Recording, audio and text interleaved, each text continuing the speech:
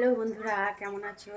আজকে তোমাদের সামনে এক সহজ উপায়ে আলুর দম দেখাবো। নতুন আলুর দম কারা কারা খেয়েছো এখনো পর্যন্ত বলে ফেলো। আমি খুব সহজভাবে একটু এই আলুর দম রেসিপিটা করব।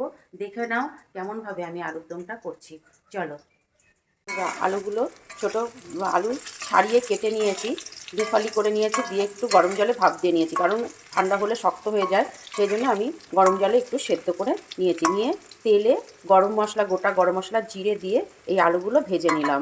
এইবার আমি দেখো আলুগুলো ভাজা হয়ে গেছে। একটু টুকরো মানে হাফ টমেটো এই তেলের উপরে দিলাম, আর হাফ টমেটো, কাঁচা লঙ্কা, জিরে, একটু লঙ্কার গোটা জিরে, আদা সব কিছু একটা পেস্ট করে নিয়েছি। এই দেখো বন্ধুরা, মিক্সিতে আমি এটা পেস্ট করে নিয়েছি। এই আলুটা ভাজা হয়ে গেছে, টমেটোটা একটু ভেজে নেবো, নিয়ে এই পেস্টটা আমি দিয়ে দেবো। খুব সহজভাবে একটু তৈরি করে, আমি নিরামিষই করবো এটা, পেঁয়াজ দেবো না। তোমরা যদি পেঁয়াজ দিতে চাও তাহলে পেঁয়াজ দিতে পারো। আমি আজকে নিরামিষ করব বলে নিরামিষ দেখাচ্ছি। ঠিক এইভাবেই তোমরা করো। অর্ধেক টমেটো কিন্তু পেস্ট করেছি, অর্ধেক টমেটো তেলে দিয়েছি। এবার টমেটোটা ভালো করে ভেজে নেবো।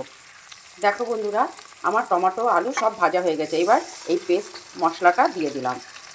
এছাড়া আর কোনো মশলা এর মধ্যে পড়বে না। এবার ভালো করে এটাকে কষাতে হবে। যতক্ষণ না জলটা পুরো শুকিয়ে যায় ততক্ষণ এটাকে সুন্দর করে কষিয়ে নিতে হবে।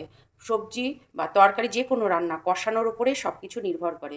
কষানোটা যদি ভালো হয় তবে অবশ্যই তার স্বাদ দ্বিগুণ বেড়ে যায়। এইভাবে কষাও। যদি কেমন লাগে আমার মানে ভিডিওগুলো, অবশ্যই একটা লাইক কমেন্ট করে জানাবে। তাহলে দেখতে থাকো। দেখো বন্ধুরা, এই কষানোর মধ্যে একটু চিনি দিয়ে দেবো আর হলুদ দেব। এই কষানোর মধ্যে দিলে এর কালারটাই আলাদা রকমের হয় এবং টেস্ট অনেকটা ভালো হয়। দেখো, তেল বা মশলা খুব বেশি দিলেই যে রান্না ভালো হবে, না হলে রান্না ভালো হবে না, এটা কোনো কথা নয়। কষানোর ওপরে রান্নার কিন্তু কায়দা আছে। যতটা ভাজা করবে অল্পের মধ্যেই কিন্তু এর স্বাদ কিন্তু দ্বিগুণ বেড়ে যায়। তেল মশলা কিন্তু অত প্রয়োজন হয় না। এবার আমি এর মধ্যে হলুদ দেবো।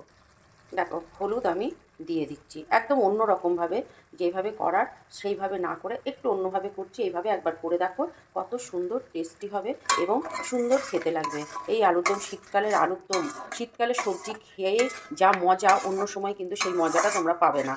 এই আলুর দমটা তোমরা ভাতের সঙ্গে হোক, ফ্রাইড রাইসের সঙ্গে হোক, পোলাওয়ের সঙ্গে হোক, রুটির সঙ্গে হোক, যেভাবে খুশি তোমরা খেতে পারো এবং দারুণ হবে, কথা দিলাম। তোমরা একটু করে দেখো এইভাবে। দেখো বন্ধুরা, আমার কষানো হয়ে গেছে, একটুও জল নেই, দেখতেই পাচ্ছ, শুকনো কষানো হয়ে গেছে। এইবার আমি মশলা ধোয়ার জলটা একটু দিয়ে দিলাম। জল বেশি দেবো না, কারণ আলুটা এমনিই সেদ্ধ করা আছে। আর একটু জল দিয়ে একটা ঢাকা দিয়ে আমি এটা সেদ্ধ করতে দেবো এবং জলটাও একটু শুকাতে দেবো।